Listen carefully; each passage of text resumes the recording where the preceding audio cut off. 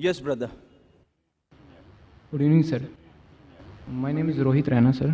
Basically, I'm Hindu, and I just recently converted to Islam. And not only because ke I'm in love with Muslim girl, not only because of that problems and all those things, because I accept Islam from my bottom of heart. And I tell you frankly, I don't know about Arabic, I don't know about Urdu from the very initially.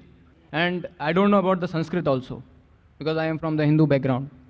Now I want to learn about Islam, not only because I am going to be married a Muslim girl. And why the controversies are there so much in the nature that people are creating. Not God is creating that controversy, and not God is not giving the message to people that do all those. If a non-Muslim marry a Hindu Muslim girl, and if a non-Muslim Hindu marry a Muslim girl, so why the controversies are there? And if I accept Islam, then there is no problem in their family also. So why there must be a lot of controversies? So please explain me. That's the question that Alhamdulillah accepted Islam recently, and you're in love with a Muslim girl, but that was not the main reason he accepted Islam at the bottom of the heart. He says he doesn't understand Arabic, he doesn't know Sanskrit. Whether it's not compulsory that you should know Arabic to go to Jannah. It's not compulsory. But at present I am translating English Arabic. Whether, as I said, it's not compulsory for a person to know Arabic as a language to go to Jannah. I said if you know Arabic, you can understand the Quran the best. If you don't know Arabic, read the Quran in the language you understand the best. If you know English, read the English translation of the Quran. If you know Hindi, read the Hindi translation of the Quran. What you'll have to do is minimum what is required for your Salah. Salah is one of the important pillars of Islam. What is required for Salah, that much at least you should memorize. Because when you worship Allah subhanahu wa ta'ala in your Salah, you have to say in the original word. If you translate, the translation may be wrong. So besides this, knowing is not compulsory, but read the translation of the Quran in the language you understand the best.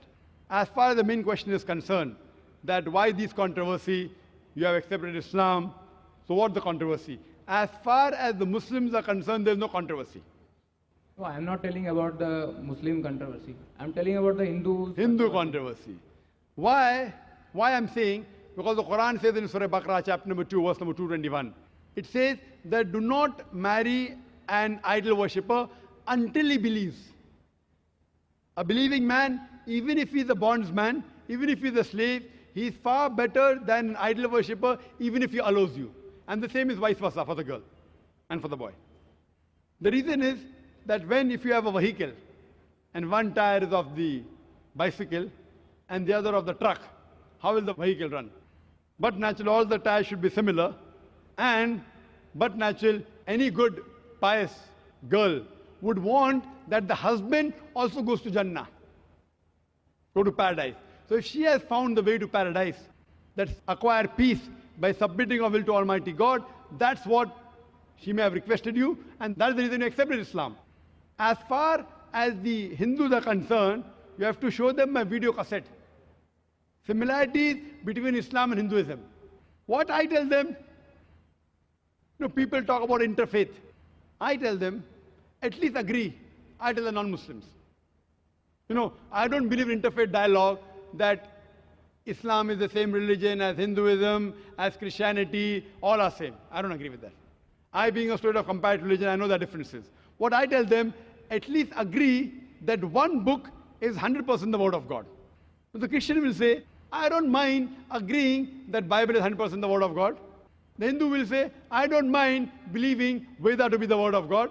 The Muslim will say, I don't mind agreeing that Quran is the word of God. So I tell them that whatever is common in all these scriptures, let us agree to follow 100%.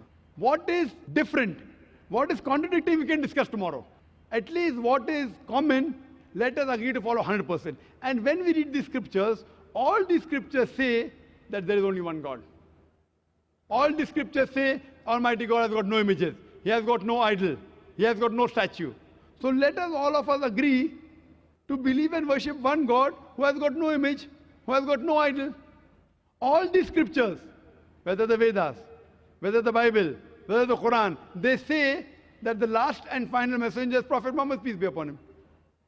Even if you read the Bible, Jesus Christ, peace be upon him, said, it's mentioned in the Gospel of John, chapter number 16, verse number 12 to 14. Jesus Christ, peace be upon him, said, I have many things to say unto ye, but ye cannot bear them now. For he, when the Spirit of truth shall come, he shall guide you unto all truth. He shall not speak of himself. All that here shall he speak.